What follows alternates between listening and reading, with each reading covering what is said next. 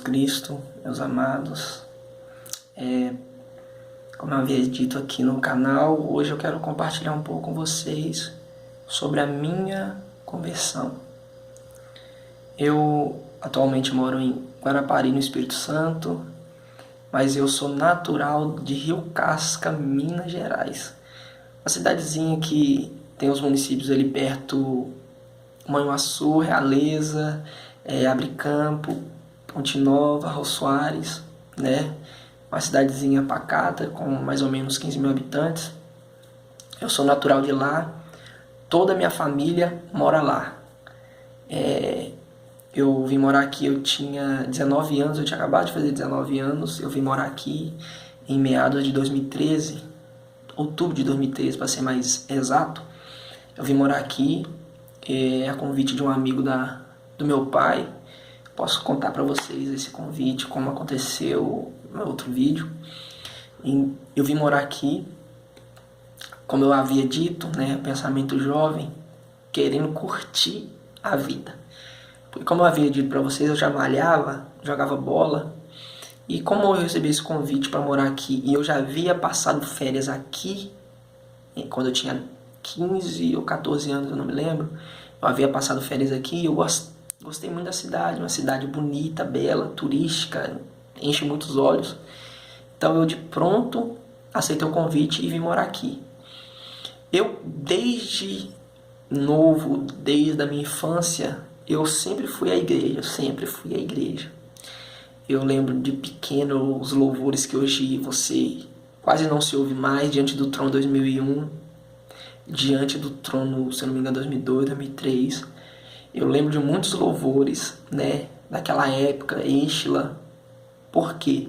Porque eu fui muito à igreja com minha mãe. Minha mãe sempre foi à igreja. Só que não é só ir à igreja, o negócio é ser convertido. Porque muitas pessoas vão à igreja. A diferença de ir à igreja e ser convertido é totalmente diferente. Isso eu falo com você porque eu vivi isso. Muitas das vezes minha mãe não ia à igreja e eu ia à igreja. Só que a diferença é porque eu não tinha compromisso com o dono da igreja. Eu nunca tive compromisso com Cristo. Eu nunca deixei de fazer alguma coisa por Cristo. Eu ainda não tinha sido transformado pelo Evangelho. Eu não tinha um compromisso com Jesus. Por isso que eu só ia à igreja. Então eu vim morar aqui em Guarapari, né? Comecei a trabalhar em um mercado. E nisso eu fiz uma amizade com uma menina, né? Uma amiga minha, que me chamou para ir à igreja onde ela congregava. E eu nesse tempo estava malhando, estava indo para balada, estava curtindo a vida, né? Como se diz, curtir a vida. Para o jovem tudo isso que eu estou falando com você. É bebida, é droga, é sexo. O pensamento do jovem é esse. Curtir a vida é isso. Aí o que aconteceu? Eu lembro que ela me chamou para ir no culto com ela. Eu fui um dia no culto. Fui novamente. Eu lembro que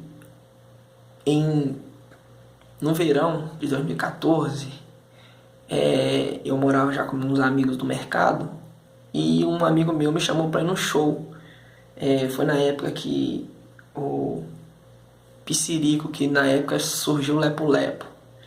Tava no auge, né, do Lepo Lepo após o carnaval. E esse meu amigo me chamou para ir no show. E eu, de prontidão, fui com ele no show. E você sabe que geralmente os cantores baianos, quando eles vão cantar, eles querem fazer do show um carnaval fora de época, né?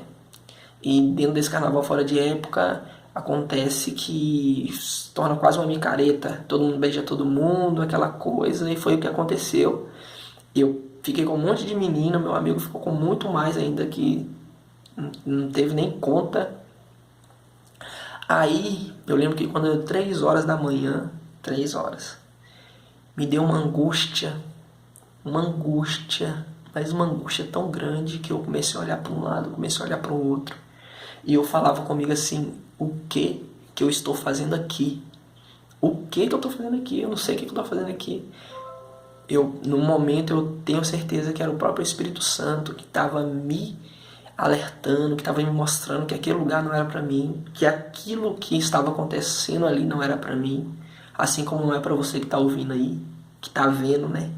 Não é para você também esses lugares, porque na verdade Jesus Cristo morreu na cruz, foi para nos salvar justamente dessas coisas, foi justamente para nos libertar da prostituição, das drogas, da cachaça, da mentira, de tantas outras coisas. Foi para isso que Jesus Cristo morreu na cruz, para nos salvar dessas coisas.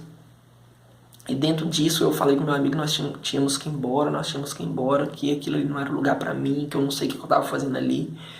Ali o Espírito Santo, creio, já tinha plantado essa semente no meu coração, porque justamente aquele dia era um domingo, que eu deixei de ir para a igreja para ir para o show. Ou seja, eu deixei de servir a Cristo para servir a Satanás. Porque às vezes pode parecer uma palavra pesada, mas não é. Literalmente é isso. Porque na verdade, quando você está vivo, você está com Deus ou você está com o diabo. Você serve a Deus ou você serve ao diabo. Ou você ama a Deus ou você ama o diabo. Então, naquele momento, eu senti uma angústia muito grande no meu coração. E aquele vazio, que todo mundo que não tem a Cristo sabe o que eu estou falando, que eu também tinha esse vazio. Isso, na verdade, é a nossa alma. O Salmo 42 vai dizer assim, assim como o servo brama pelas correntes das águas, a minha alma tem sede de Deus. Então a nossa alma, ela tem sede de Deus, ela quer Deus. Por mais que a nossa carne queira o pecado, a nossa alma quer Deus. Então a nossa alma, ela grita, ela clama por Deus. Vou te dar um exemplo. No Salmo 42 mesmo vai dizer assim que, assim como o servo brama pelas correntes das águas, a minha alma tem sede de Deus. Ou seja, lembra aquele dia que você estava com muita sede, aquele calor insuportável. Você vê alguém com um copo de água geladinha na mão e aquela água fora do copo chega a escorrer. O seu desejo é de, se você puder, tomar o copo daquela pessoa e beber aquela água. Por quê? Porque você está com muita sede. Você quer aquela água de todo jeito. Pois é, a sua alma, a minha alma, sem Cristo, a nossa alma está desse jeito. Ela tem sede, não é do pecado, ela não tem sede das coisas do mundo, ela tem sede de Deus, ela quer Deus. Então esse vazio que às vezes nós antes de termos Cristo sentimos, é justamente isso, a nossa alma gritando que quer Deus, a nossa alma clamando por Deus, a nossa alma, ela só almeja pelo Criador. Então naquele momento a minha alma estava gritando, minha alma estava querendo Deus, só que a minha carne queria o pecado. Só que naquele momento ali, eu percebi que aquilo ali não era mais para mim. E depois daquele dia, nunca mais eu voltei um show. Nunca mais eu voltei uma balada. E eu lembro que eu aceitei Jesus Cristo primeiramente no banheiro. Eu lembro que nesse período eu ouvia muito louvor, não só nesse período, mas eu já ouvia muito louvor. Mas nesse período, assim, que marcou muito é porque eu ouvia muito louvores de Anderson Freire, o CD Identidade. Eu ouvia muito da Damares o CD, se eu não me engano, Maior Troféu. Eu ouvia muito Cassiane, que o Cassiane, na verdade, eu ouço desde novo, mas eu ouvi muito. Então esses louvores eu ouvia muito. Eu lembro que no banheiro, eu tomando banho, eu ouvindo o louvor de Anderson Freire. Eu dobrei meu joelho ali mesmo e aceitei Jesus como Salvador da minha vida, da minha alma. E a partir daquele dia ali, aquele vazio que eu sentia, eu já não sentia mais. Já tinha sido aniquilado, porque a presença de Cristo, o amor de Jesus Cristo entrou em mim. E eu só concretizei mesmo na igreja. Eu cheguei diante da até então pastora na época e falei com ela que eu queria aceitar Jesus. Aceitei Jesus. A partir dali, ninguém falou o que eu tinha que fazer, como eu tinha que viver, porque eu, através daquele momento, eu comecei a ler muita Bíblia, eu comecei a orar muito, porque o primeiro amor tinha adentrado dentro de mim, que a Bíblia menciona, sobre o primeiro amor em Apocalipse. Aquele primeiro amor tinha adentrado dentro de mim, e eu estava num primeiro amor assim, maravilhoso, fantástico, que eu queria que todo mundo sentisse, que eu queria que todo mundo soubesse o que eu estava sentindo, o que eu estava vivendo, mas só sabe isso quem passa por esse processo. Não tem como eu descrever um primeiro amor para você que está me ouvindo se você não aceitar Jesus como Salvador da sua vida e querer verdadeiramente um compromisso com Ele. Não tem como eu descrever para você o que eu senti. Mas aquele que está vendo aí, que já teve um compromisso com Cristo e passou pelo primeiro amor, sabe muito bem o que eu estou falando. Então a minha conversão, na verdade, foi dessa forma. A partir daí, né, eu comecei a mudar meus hábitos. Lembro que eu fui na loja comprar calça, comprar um sapato social, que eu sempre achei muito bonito o cristão vestido, né, de sapato social, de calça social, aquelas blusas social, sempre achei muito bonito, terno. Então a partir dali eu comecei a mudar meus hábitos, comecei a mudar os meus pensamentos, baseado na Bíblia, porque foi a Bíblia que transformou, que mudou o meu entendimento. Nenhum pastor, irmãos, nenhum pastor precisou de me falar o que eu tinha que fazer, porque na verdade, quando você lê Bíblia, porque você tem que meditar na Bíblia, é a mesma coisa de você comer, todo dia você come, não come? Pois é, todo dia tem que ler Bíblia, você jejua, ora todo dia, porque é alimento para sua alma. Então, quando você faz isso e pede direção de Deus, Deus te fala muita coisa. Então, não precisou do meu pastor, das pessoas que estavam ao meu redor me falar o que eu tinha que fazer, porque eu li a Bíblia. Eu lia e o Espírito Santo muitas das vezes, ou sempre, né, abre meu entendimento. Então é dessa forma foi a minha conversão.